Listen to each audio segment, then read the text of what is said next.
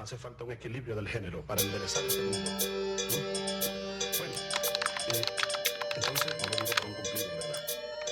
La mujer como un todo, su pasión, su inteligencia, su capacidad de amar, mucho más.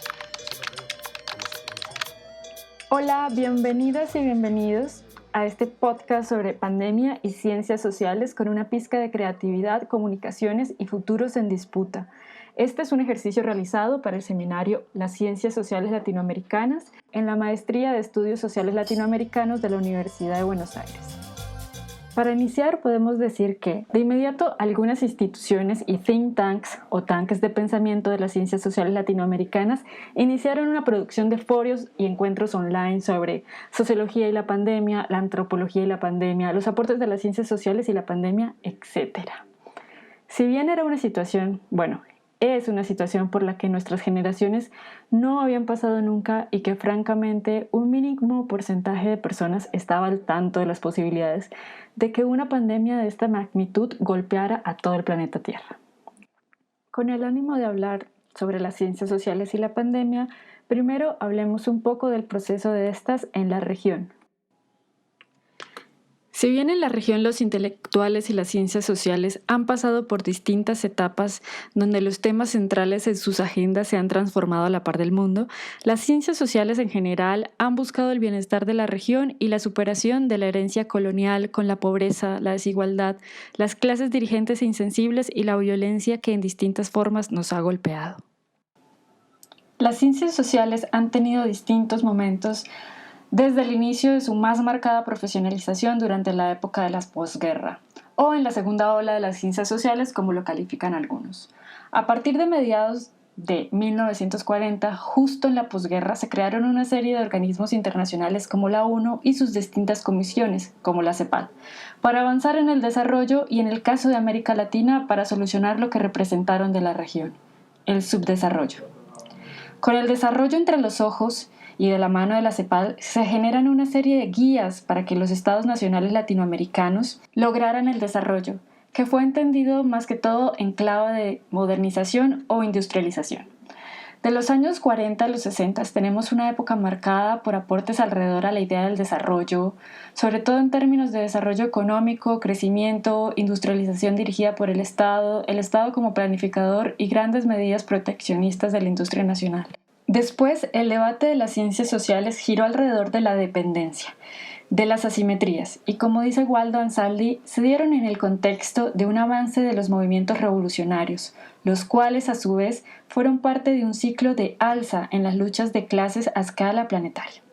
Para finalmente, después de la derrota de algunos de estos movimientos y los golpes militares institucionales, así como las crisis de los estados de bienestar y la seguridad nacional, provocaran la ruptura de un proceso de acumulación y de construcción de conocimientos en las ciencias sociales latinoamericanas. Muchos de los intelectuales, huyendo de estos golpes y dictaduras, tuvieron que exiliarse.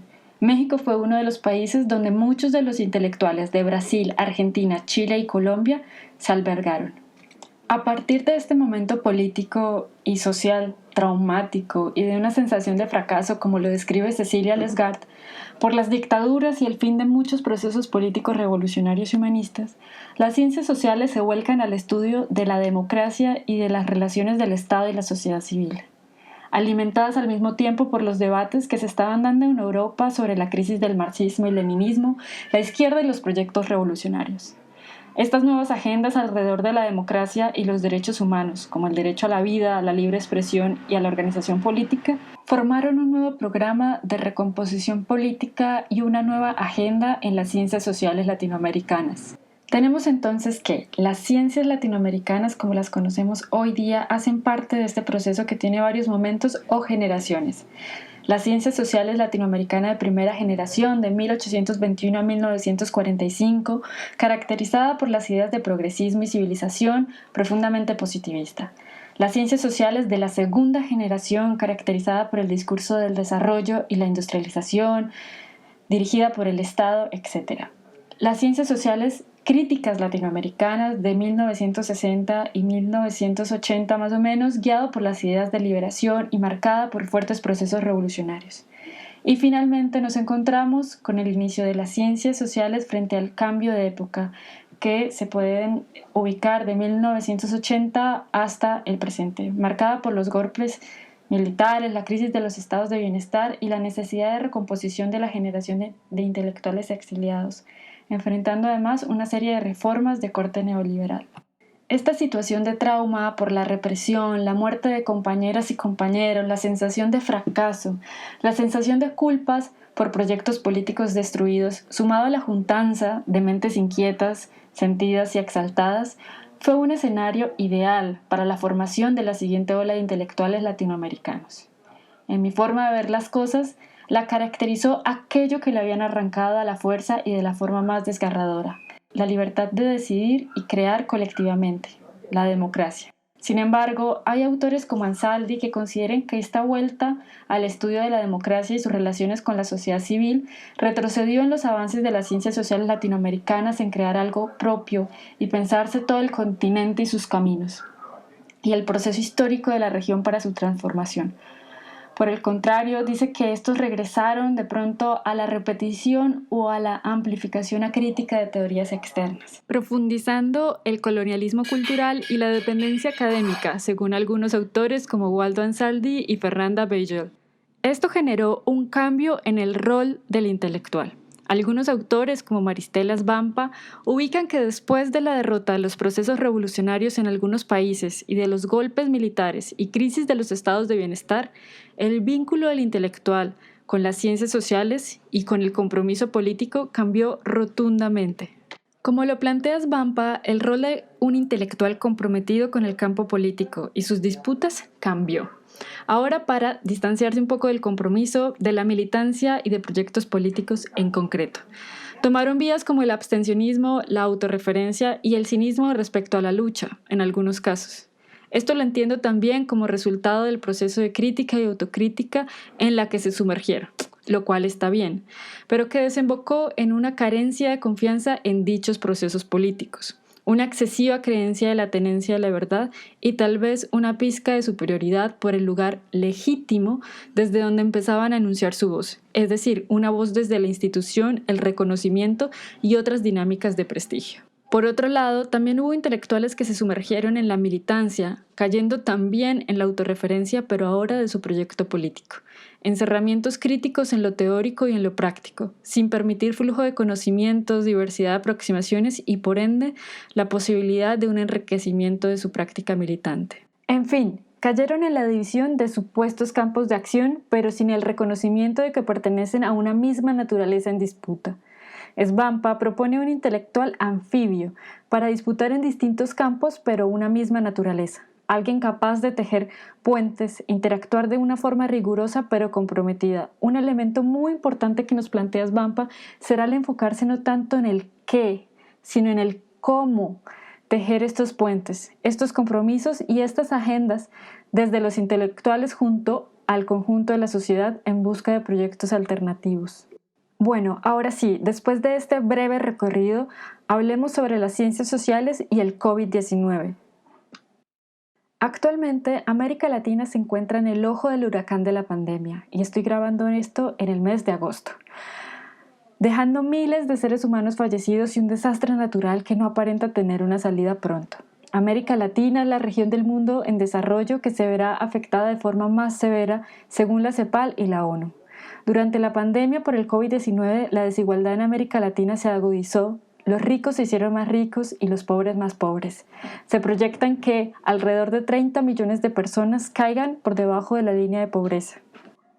Además, la pandemia hace parte del complejo escenario que enfrentamos como región y como planeta. Tenemos crisis institucionales en algunos países, el autoritarismo ha crecido, tenemos golpes militares a gobiernos elegidos democráticamente, crisis económicas, olas migracionales y continúa la desestabilización de algunos de los países de la región en manos de centros de poder económicos globales. Por otra parte, esta pandemia llega después de un 2019 lleno de movilizaciones en todo el mundo y especialmente en nuestra región, con Chile, Ecuador y Colombia, devolviendo a la mesa de la opinión pública la potencia de la movilización urbana y rural y las reivindicaciones de corte antineoliberal como el ingreso universal, la salud y educación pública, la paz y el respeto por los derechos humanos. Los movimientos sociales deseosos de cambios, territorios en resistencia y en general un escenario político, económico y social convulsionado hoy día no solo por la crisis económica, sino también la social y sanitaria por la pandemia del COVID-19, generó un estallido de información, foros, folletos, encuentros y análisis por parte de las principales instituciones y think tanks o tanques de pensamiento latinoamericanos, como la CEPAL, Flaxo, Claxo, las universidades y muchas más. Todos giraban principalmente en torno al rol de un conocimiento y la pandemia, como por ejemplo la sociología y la pandemia, la antropología en el COVID-19, etc., generando análisis sobre el manejo de la crisis y también lanzando propuestas sobre la misma. Algunas de las más sonadas en los foros, sobre todo en los foros de la Claxo, fueron la necesidad de una renta básica para garantizar el aislamiento, teniendo en cuenta el alto índice de trabajo informal o informalidad en el trabajo que se presentan en muchos países de América Latina y el Caribe. Otro de los temas centrales fue el incremento de la violencia machista en la cuarentena, la necesidad de sistemas de salud públicos y de calidad y la profunda desigualdad que se vive en la región. Considero que el trabajo de las ciencias sociales en la pandemia del COVID-19 se orientó en dar cuenta de una serie de elementos para nutrir el paradigma médico, a complejizar la lectura de la realidad, considerar las diversas relaciones sociales y las diversas realidades afectadas por la pandemia, sus respuestas y necesidades de la sociedad desde perspectivas diferenciales. Sí, considero que sus aportes alrededor de la renta básica, la desigualdad y pobreza estructural, las violencias machistas, la capacidad diferenciada para mantener una cuarentena estricta y en ese sentido la necesidad de distribución de la riqueza, aportaron a nutrir el a veces simple paradigma médico. Así como a la par se daba evidencia de la precarización de los sistemas médicos educativos y de la ausencia de garantías laborales que ha causado el neoliberalismo. En definitiva, sus aportes fueron, son y deberán ser complejizar y llenar de matices la realidad que en ocasión, a la luz del paradigma médico y con la lectura de los medios de comunicación dominantes, aparecía como de blancos y negros. En este camino de develar las necesidades y fracasos de los proyectos sociales dominantes actuales en el marco de esta pandemia por el COVID-19, diversas instituciones y think tanks han propuesto la necesidad de proyectos alternativos con propuestas e ideas para nutrir la construcción de otros futuros. Por ejemplo, hace poco, en julio, la Universidad de Salamanca publicó un documento de trabajo sobre una posible agenda integrada por 18 puntos para el desarrollo de América Latina en la era del post-COVID, construida principalmente por académicos y exfuncionarios públicos latinoamericanos y españoles. De este documento me llama la atención que se retoman los temas centrales que han venido interpelando a las ciencias sociales latinoamericanas desde que inició la segunda ola por ahí en los años 40. Es decir, abordan temas como el desarrollo y la mirada estructuralista, citan las aproximaciones de Raúl Prebisch para el desarrollo económico, la dependencia y la necesidad de un desarrollo con tecnología, diseño e investigación, y finalmente también hablan sobre el fortalecimiento de espacios para la democracia y el fortalecimiento institucional. Y bueno, aunque las acciones, libros, boletines, foros, encuentros y programas de análisis fueron muchos, como también esta fuerte articulación alrededor del Consenso Latinoamericano 2020 para el post-COVID en Latinoamérica, no son precisamente las ciencias sociales críticas, humanistas y de corte progresistas las que acompañan a los gobiernos y a los expertos que aconsejan a los que dirigen gran parte de nuestros países. Las ciencias sociales siguen intentando ser centro de las discusiones, de la agenda y discusión pública de estas ideas. Sin embargo, se enfrentan a una alta competencia, a un alto flujo de ideas, flujo de información y nuevas tecnologías. En ese sentido, urge una mirada estratégica de comunicación, una articulación con las nuevas tecnologías y otros campos del conocimiento. Entendiendo este panorama, es clave fortalecer el rol de un o una intelectual anfibio, como lo propone Svampa, que tenga un compromiso articulador, una intelectual que pueda producir, investigar, pero que al tiempo es capaz de articular con roles que están más en la militancia para organizarse, buscar alianzas y ser una estratega para disputar con otros medios y otros centros de pensamiento. Un intelectual con un espíritu profundamente interdisciplinar, tecnológico, abierto a las comunicaciones, el arte y la cultura, para competir de forma justa en el campo de las ideas. Es claro que los discursos y la opinión pública es conducida en muchos espacios por los medios de comunicación de la clase dominante. Sin embargo, como lo plantea Mato, esta no es la única forma de generar una comunicación estratégica. Es decir, como lo plantea Daniel, lo comunicacional no se reduce a lo mediático. La reticencia a la tecnología, los medios y las nuevas formas no nos va a llevar a ningún lugar sino a profundizar la marginalidad de las ideas alternativas en el campo de la batalla de las ideas. Otro elemento muy importante es que las producciones de las instituciones, think tanks e intelectuales es que deben competir por la atención de la opinión pública ante el incremento y alto flujo de información en los medios, portales, redes sociales y espacios de comunicación en general. Además de esta alta competencia por la opinión pública y la atención, deben enfrentar el mar de información basura, fake news o noticias falsas. Según un estudio realizado por el Observatorio de la Democracia de la Universidad de los Andes en Colombia, la desinformación ha ido en aumento durante la pandemia ante la demanda de información de los usuarios. El informe indica que, en el contexto de la pandemia del COVID-19, incluso la información médica y científica está mediada por las emociones y la ideología. Comunicar en un contexto tan incierto y con tan alta demanda de información es un reto grande que los medios de comunicación deben asumir con responsabilidad. También el ranking Go to Think Tank advierte que una de las batallas de los tanques de pensamiento será combatir la desinformación y las fake news. En la competencia por la atención de los usuarios y la opinión pública, como la circulación de contenidos de calidad y pertinentes, no solo se reitera la necesidad de una comunicación estratégica, sino también una inmersión y articulación seria con las nuevas tecnologías, la Big Data, la inteligencia artificial y los nuevos medios de comunicación. Un elemento a tener en cuenta es que las ciencias sociales latinoamericanas críticas no muchas veces tienen vínculos con los medios hegemónicos, sino que circulan a través de columnas alternativas, medios y plataformas libres o portales institucionales de sus universidades. Esto nos recuerda que desde los 70, después de las dictaduras, uno de los objetivos de los intelectuales también era cómo poner de nuevo en la agenda pública y central el debate sobre la democracia y los derechos humanos. Actualmente podemos decir que los diversos centros de producción de las ciencias sociales aún están tratando de disputarse una centralidad en la opinión pública a través de sus propios portales y tal vez algunos de sus medios de comunicación propios. Por lo tanto, es urgente, como lo planteaba Svampa, una articulación y la unión en un programa común, un conjunto de ideas que permite una avanzada de comunicaciones de las propuestas de las ciencias sociales latinoamericanas, en especial aquellas que plantean alternativas, las críticas.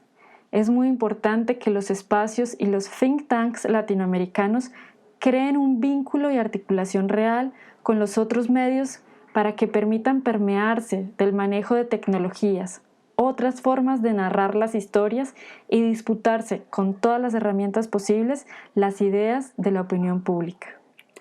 Pero ¿por qué es importante la opinión pública? Porque es el espacio para multiplicar las voces. Incluso ahora, en tiempo de las y los influencers, las redes y demás, es un espacio para disputar el sentido común, sentidos comunes que luego emergerán en los ejercicios democráticos, ya sean representativos o participativos, que posibilitarán alternativas de vida, alternativas de otras formas de vivir. Según el ranking Global Go to Think Tanks Index Report de la Universidad de Pensilvania, los tanques de pensamiento que más crecimiento y alcance han tenido son aquellos que han tenido acceso a alianzas académicas con las escuelas de ingeniería y diseño, ya que han incluido nuevas tecnologías y herramientas para la recolección, análisis, documentación y comunicación de sus investigaciones, además de generar ambientes interdisciplinarios que conducen a producciones más pertinentes, comunicables a las instituciones que requieren dicha información, por ejemplo, gobiernos, dirigentes, intelectuales o público en general.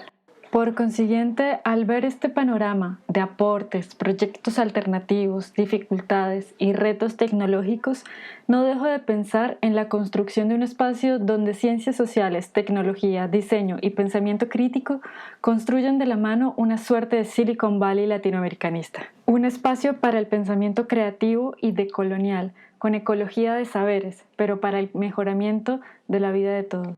Investigación, análisis, producción, diseño, gestión de proyectos para instituciones públicas y privadas, porque son las que hay, y avances más allá del qué se hace, sino el cómo lo hacemos.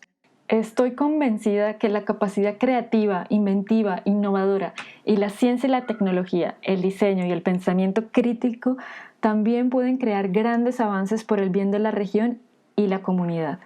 Que estas acciones y características de la acción creativa no nacen solamente por el anhelo de riqueza o solo desde la propiedad privada, como lo plantea el ideario neoliberal, sino también nace del deseo de una sociedad más justa e igualitaria. Para esto, claramente debemos ganar terrenos en la conducción de las instituciones y en los espacios que disputan estas ideas, universidades, think tanks e instituciones públicas, o tener poder institucional con mucha movilización popular para presionar que esto suceda. Es como el huevo y la gallina. ¿Qué hacemos primero? De seguro ambas al tiempo. Continuar con la consigna de fortalecimiento de los sistemas educativos y de investigación para tener más autonomía en la investigación y producción de conocimiento desde las instituciones y think tanks públicos. Continuar con los diálogos interdisciplinares y con la flexibilidad de manejar discursos que tengan distintos alcances, unos más en lo micro, otros más en lo macro, otros más en el qué y otros más en el cómo, para continuar aportando en el complejizar y comunicar esa complejidad de los debates latinoamericanos que siguen vigentes o que se retoman, como el desarrollo, la dependencia y la democracia.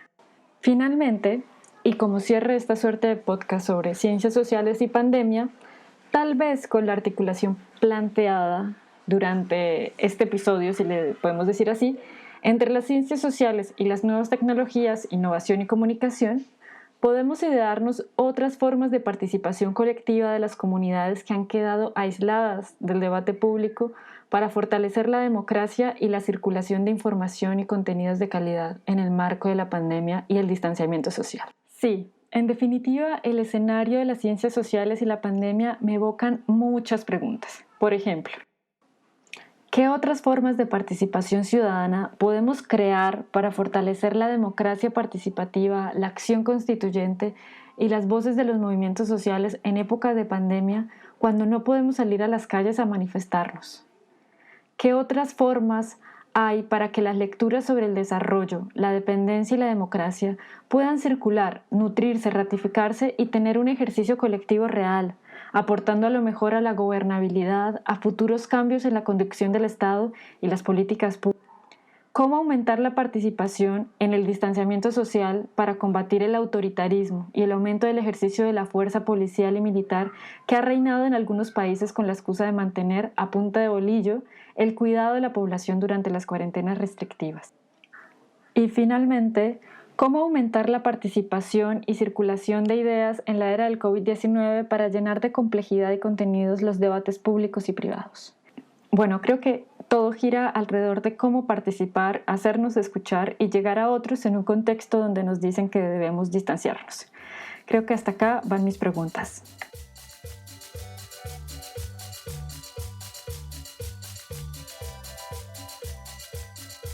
Muchas gracias. Si han llegado hasta acá, muchísimas gracias. Que aguante. En este podcast hemos pasado por distintos elementos como las transformaciones y debates centrales de las ciencias sociales latinoamericanas, el rol de los intelectuales en la producción y difusión y su compromiso con los proyectos políticos. Pasamos por algunos aportes y análisis de la realidad que han realizado las ciencias sociales para complejizar el paradigma médico y finalmente pasamos por la idea urgente de articular con otros campos como la comunicación y las tecnologías para volver al centro del debate público los aportes que tienen las ciencias sociales alrededor del desarrollo, la dependencia y la democracia. Es importantísimo la interdisciplinaridad y la comunicación estratégica para potenciar la circulación y participación de las colectividades en esta época de distanciamiento. Espero les haya gustado y seguiremos trabajando para unas ciencias sociales latinoamericanas creativas, conectadas y con la mente en otros futuros posibles. Bye. Nos hace falta un equilibrio del género para enderezar este mundo. Bueno, entonces no lo digo por un cumplido, en verdad. La mujer como un todo, su pasión, su inteligencia, su capacidad de amar, mucho más, así lo creo, que nosotros